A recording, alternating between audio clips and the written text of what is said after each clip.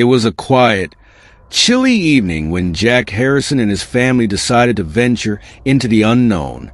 Jack, a billionaire with a taste for adventure, wanted to take his wife, Emily, and their young son, Noah, on a getaway.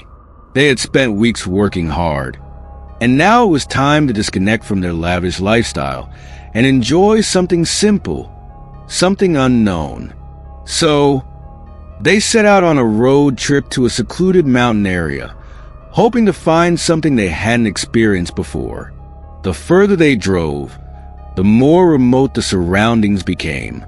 The tall trees, the winding roads, the silence, it all felt like a scene from an old mystery movie. Then they saw it, a beautiful old hotel standing at the foot of a mountain. It had a grand but eerie look to it, with tall stone walls and flickering lights in the windows.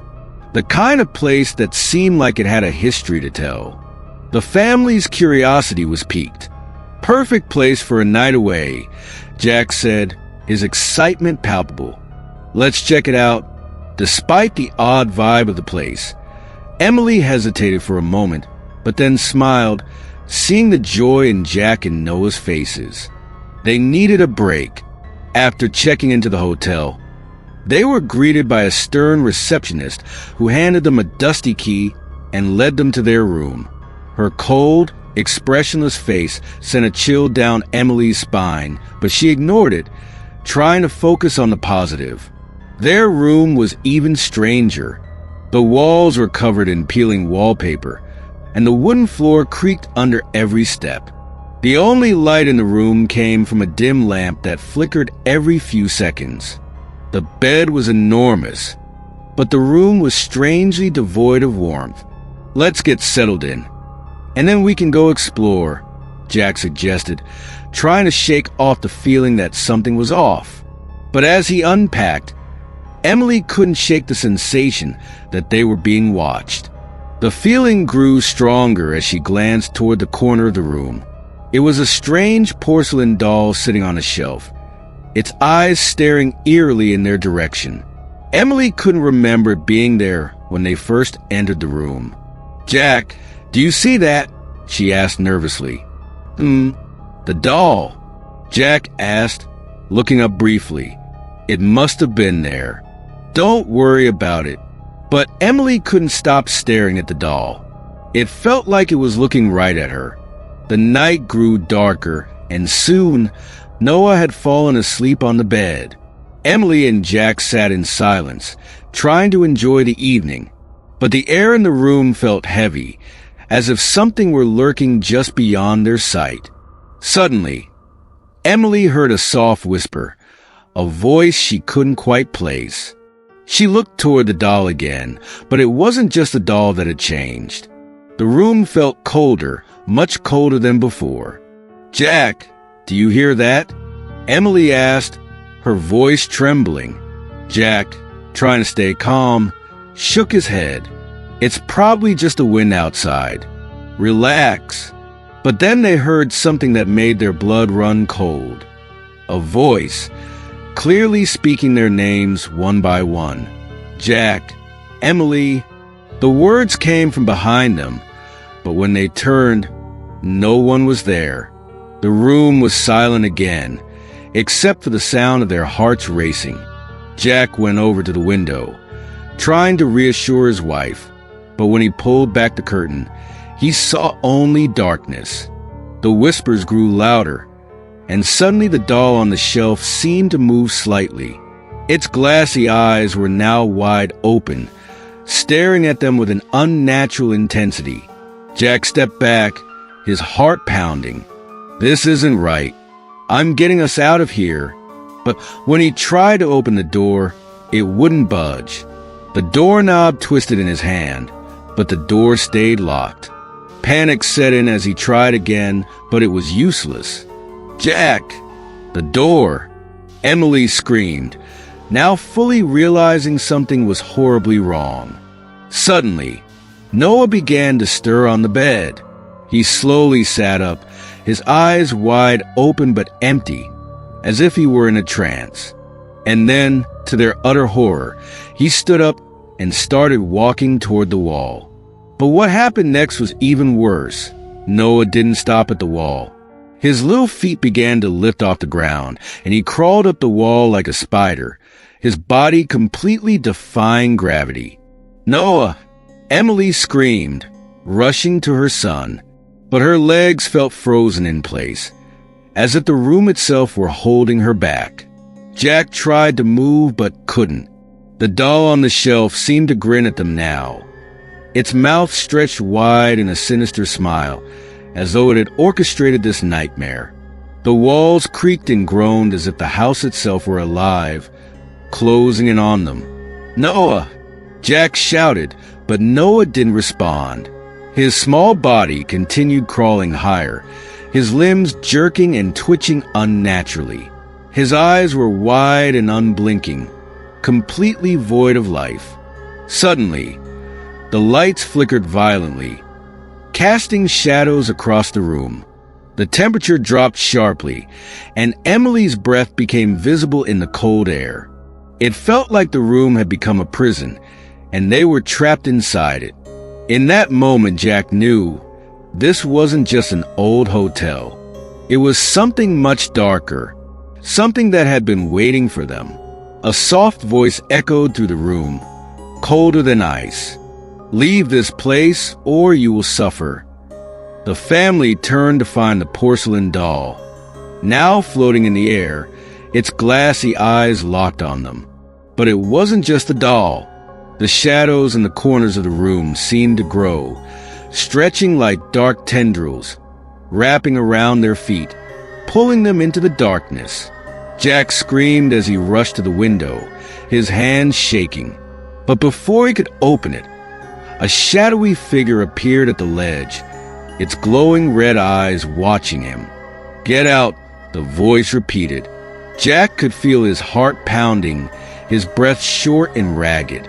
Something was very wrong, and they were far from safe. The air in the hotel room was thick with dread as Jack and Emily stood frozen, watching their son, Noah, crawl unnaturally up the wall. The room felt like it was closing in on them, the walls creaking, the floorboards groaning under the weight of something sinister. Emily's screams echoed in the empty room, but it felt like no one could hear them. The hotel seemed alive, breathing, watching them with every step. "Noah!" Jack shouted again, but his voice cracked with fear. He rushed forward, only to feel an icy grip on his chest, as if an invisible force was holding him back. It was getting harder to breathe. Emily looked at her son, her baby boy, crawling up the wall, his small body jerking with unnatural movements. His eyes were wide, but not with the innocence she knew. They were filled with something else, something empty, void of humanity. Jack pushed against the invisible force, trying to reach his son. The more he struggled, the colder it became. The temperature in the room continued to drop until they could see their breath in the air, like a fog of despair enveloping them. The shadows in the corners of the room seemed to grow taller, reaching toward the ceiling. The air buzzed with an eerie hum. Suddenly, Noah stopped. His body jerked one last time, then went limp, still clinging to the wall. His head tilted backward unnaturally, his eyes empty, his mouth slightly agape. It was as if he were no longer there. Something else had taken his place. Emily collapsed to her knees, tears streaming down her face. "Noah, please come back to me," she cried, her voice desperate. But the walls whispered back, their voices chillingly cold and hollow. "He is not yours anymore." Jack, trembling, managed to tear his gaze away from Noah and look back toward the doll. It was no longer just sitting on the shelf. It was now standing in the center of the room, its porcelain face cracked. Its eyes, once lifeless, were now glowing an ominous red, staring directly at Jack and Emily. Then, the air grew heavy, too heavy to breathe.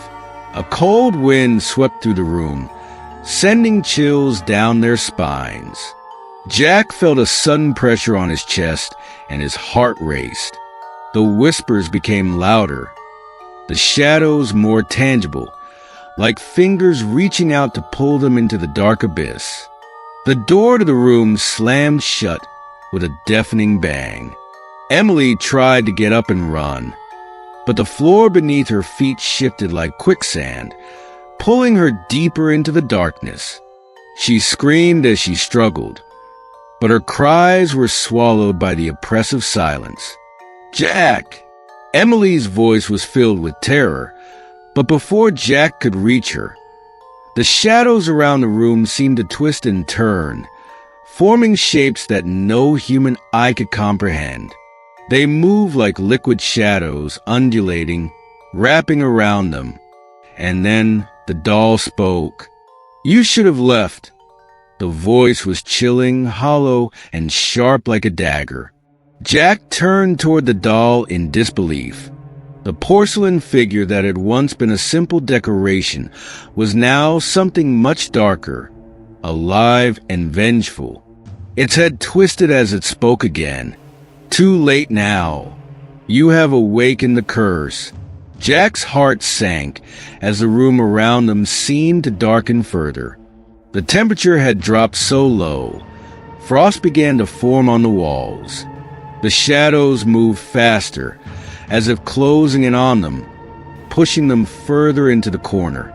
Then, in an instant, Noah's body fell from the wall and landed softly on the floor, still and lifeless. Emily rushed to him, her hands shaking as she checked for a pulse, but it was too late. Her worst nightmare had come true. Jack looked around desperately. His thoughts raced. He knew they had to escape, but the room was completely sealed. The walls seemed to pulse with a dark energy, and the windows were no longer visible, just blackness, endless blackness beyond. Suddenly, the doll spoke again, but this time, its voice was different. It was filled with ancient malice, as if the words were cursed. "The curse will never let you leave," the doll whispered. Jack's pulse quickened.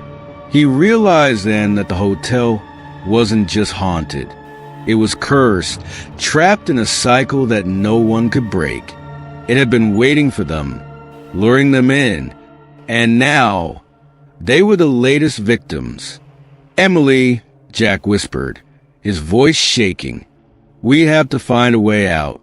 We can't stay here." But Emily, staring at Noah's body, didn't seem to hear him.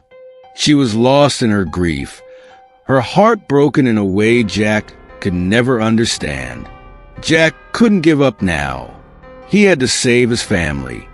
As Jack desperately tried to find an exit, the doll's voice echoed again.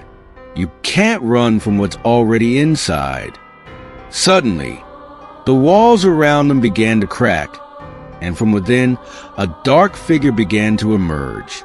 It was a shadow, its outline shifting and moving as though it were made of smoke, but with glowing red eyes that pierced through the darkness. It was tall, monstrous, and its presence filled the room with an unbearable dread. "Get away from my family," Jack shouted, rushing toward the figure. But it only laughed, deep, guttural, and cruel. The shadow surged forward, knocking Jack to the ground. Emily screamed, trying to get to her feet, but the shadow seemed to surround her, consuming her with its darkness. The room was no longer just a hotel room. It was a nightmare, and they were trapped in it. But in the midst of the horror, Jack remembered something. The window. He had to break the window. If they couldn't escape through the door, they had to escape through the only other way out. He stumbled to the window, his hands trembling. With all his strength, he slammed his shoulder into it, breaking the glass. The shards of glass fell to the floor, but when he looked out, he was shocked to see the doll, now sitting on the windowsill. "Leaving so soon?" the doll asked, its voice mockingly sweet. Jack pushed forward, but the air outside was thick with fog. He couldn't see anything beyond the hotel, just endless darkness stretching into oblivion. "Don't go out there," the doll whispered. "You'll never escape." But Jack had no choice. He leaped out of the window, desperate for freedom, but the curse had already claimed him. As he tumbled into the abyss, the last thing he heard was Emily's voice, calling for him. And the last thing he saw were Noah's lifeless eyes, staring back at him from the darkness.